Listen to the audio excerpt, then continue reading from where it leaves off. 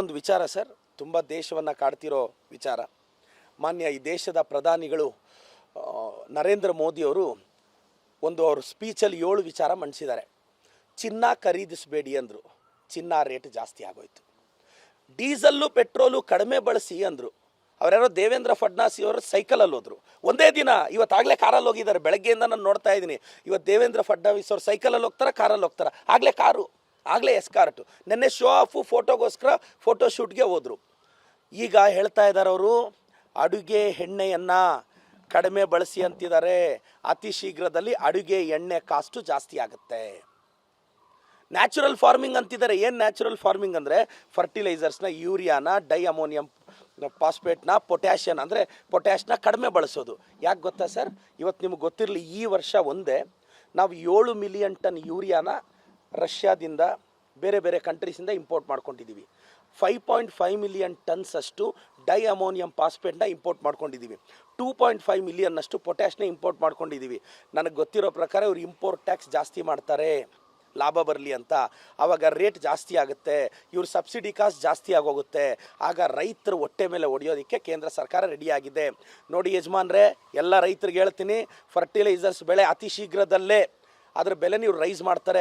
ಎಲ್ಲ ಕರ್ನಾಟಕದ ಗೃಹಿಣಿಯರು, ಅಕ್ಕ ನಾವು 2-2 ಸಾವಿರ ಕೊಡ್ತಿದ್ದೀವಿ, ಈಗ ಇಂದಿರಾ ಕಿಟ್ ಕೊಡ್ತಾ ಇದ್ದೀವಿ ನಾವು. ಇವ್ರೇನು ಮಾಡ್ತಾ ಇದ್ದಾರೆ? ಅಡುಗೆ ಎಣ್ಣೆಯ ಕಾಸ್ಟು ಜಾಸ್ತಿ ಮಾಡ್ತಿದ್ದಾರೆ. ಅಕ್ಕ, ಇದನ್ನೆಲ್ಲ ನೀವು ಮನಸ್ಸಲ್ಲಿ ಇಟ್ಕೋಬೇಕು. ನಿಮ್ಮ ಪರವಾಗಿ ನಮ್ಮ ಕಾಂಗ್ರೆಸ್ ಸರ್ಕಾರ ಇರೋದು. ನಿಮ್ಮ ಪರವಾಗಿ ಪ್ರತಿ ಗೃಹಿಣಿಯ ಯೋಗಕ್ಷೇಮವನ್ನು ಅವ್ರು ಚೆನ್ನಾಗಿರಬೇಕು ಅಂತ ಬಯಸೋದು ನಮ್ಮ ಸರ್ಕಾರ. ಆದರೆ ಅವ್ರು ಪ್ರತಿಯೊಂದು ಕಾಸ್ಟ್ ರೈಸ್ ಮಾಡ್ತಾ ಇದ್ದಾರೆ. ಮೋದಿ ಅವ್ರು ಹೇಳ್ತಾರೆ, ನರೇಂದ್ರ ಮೋದಿ ಅವರು ಇನ್ನೂ ಮಾತಾಡ್ತಾ ಚಿನ್ನ ಖರೀದಿಸಬೇಡಿ, ಇದು ಖರೀದಿಸಬೇಡಿ ಅಂತಾರೆ. 5 ಎಲೆಕ್ಷನ್ ಮುಗಿಯೋವರೆಗೂ ಸುಮ್ಮನೆ ಇದ್ದು ಇವಾಗ ಏನು ಸರ್ ಇದಾಟ? ಜನವಿರೋಧಿ ನೀತಿ ತಾನೆ. ಜನವಿರೋಧಿ ನೀತಿ. ಕಾಮನ್ ಮ್ಯಾನ್ ಹೊಟ್ಟೆ ಮೇಲೆ ಹೊಡಿತಾ ಇದ್ದಾರೆ. ಒಂದು ನೀಟ್ ಎಕ್ಸಾಮ್ ನಡೆಸೋ ಯೋಗ್ಯತೆ ಇಲ್ಲ. ನೋಡಿ, ಒಬ್ಬರೇನಾದರೂ BJP ಅವರು ಇಶ್ಯೂಸ್ ಮೇಲೆ ಮಾತಾಡ್ತಿದ್ದಾರಾ? ಹಿಜಾಬ್ ಇಟ್ಕೊಂಡಿದ್ದಾರೆ. ಯಾಕ್ರಿ ಮುಸ್ಲಿಂ ಧರ್ಮದವ್ರ ಬಗ್ಗೆ ನಿಮ್ಗೆ ಅಷ್ಟು ಕೋಪ? ಯಾಕೆ ಅಶೋಕಣ್ಣ? ಯಾಕೆ ಯತ್ನಾಳ್ ಸಾಹೇಬ್ರೆ?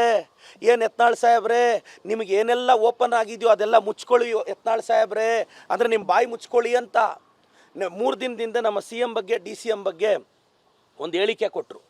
ಆ ಹೇಳಿಕೆನ ನಾನು ಖಂಡಿಸ್ತೀನಿ. ಯತ್ನಾಳ್ ಸಾಹೇಬ್ರೆ, ದಯವಿಟ್ಟು ಏನೆಲ್ಲ ಓಪನ್ ಆಗಿದೆಯೋ ಅದೆಲ್ಲ ತಾವು ಕ್ಲೋಸ್ ಮಾಡ್ಕೊತೀರಾ. ಸಹಜವಾಗಿ ನಿಮಗೆ ಬಾಯಿ ಓಪನ್ ಆಗಿರುತ್ತೆ ಅಂತ ಬಯಸ್ತೀನಿ. ಏನೇನೋ ಮಾತಾಡಿದ್ದಾರೆ, ಅಂದರೆ ಸಿದ್ದರಾಮಯ್ಯನವರು, DK ಶಿವಕುಮಾರ್ ಅವರು ಹಾಗೆ ಹೀಗೆ ಅಂತ ಯತ್ನಾಳ್ ಅವರು ಬಾಯಿಗೆ ಲಗಾಮಿಲ್ಲದೆ ಮಾತಾಡಿದ್ದಾರೆ.